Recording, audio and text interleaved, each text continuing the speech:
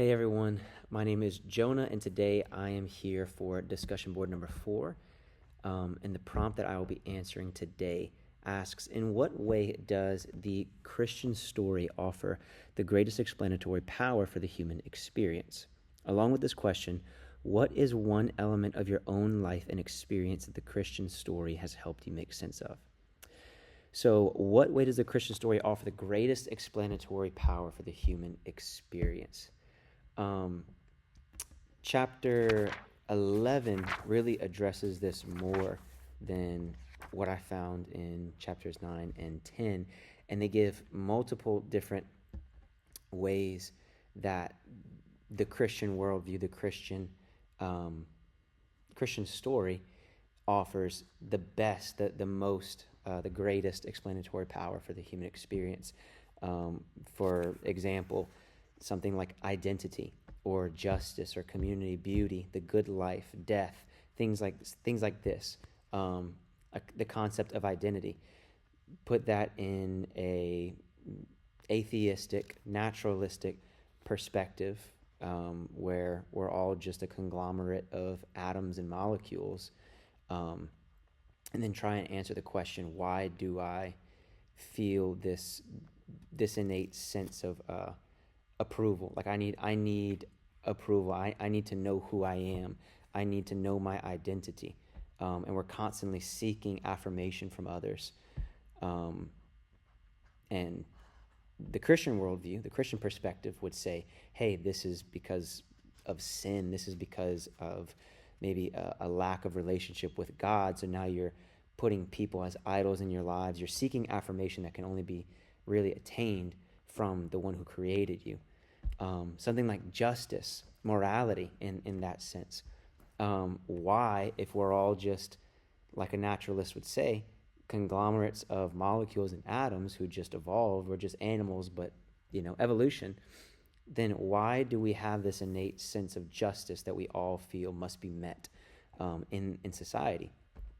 Why if, excuse the example, but why if a little girl is sexually taken advantage of, why is that so heart-wrenching that we feel like this must be justified, this must be made right, there must be punishment for the person who's done this? And this it can kind of be addressed in a naturalistic perspective with human flourishing, arguments for human flourishing, and why we would feel this innate sense of justice seeking. But you take this argument into the realm of Christianity, the story of Christianity, and the reason that we would propose is, well, because God is a good God, a moral God who created us in His image to desire goodness, and He's a just God. And He seeks out justice, and we are created to seek out good, to seek out justice.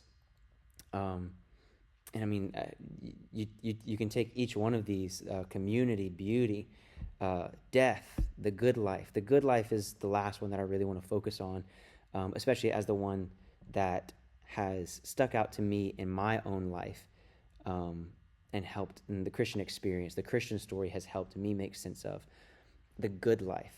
And the authors in this textbook basically state that even when someone sets out to construct their own web of meaning apart from God, they do so in hopes of finding fulfillment and happiness, of finding the good life.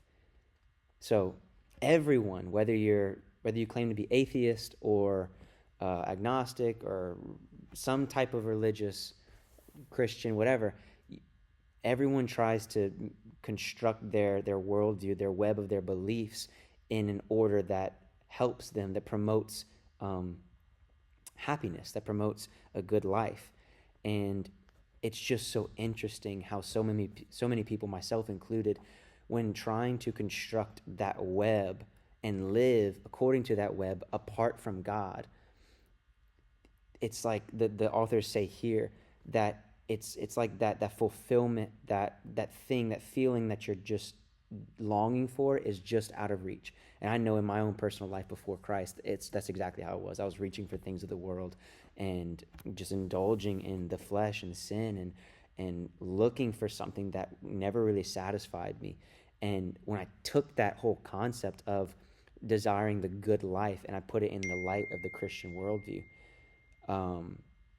it made sense. It finally made sense that I had been seeking for something that was never meant to fulfill me. And I love what C.S. Lewis says, where he says, if I find in myself a desire which no experience in this world can satisfy, the most probable explanation is that I was made for another world.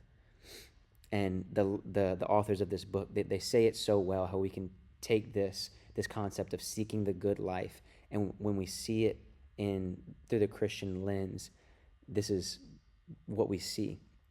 That fellowship with Christ in the present offers a fuller experience of life, including hope in the midst of loss, joy in suffering, and the promise of a future, deeper satisfaction found in God's eternal love. Thank you so much for listening. Have a great night.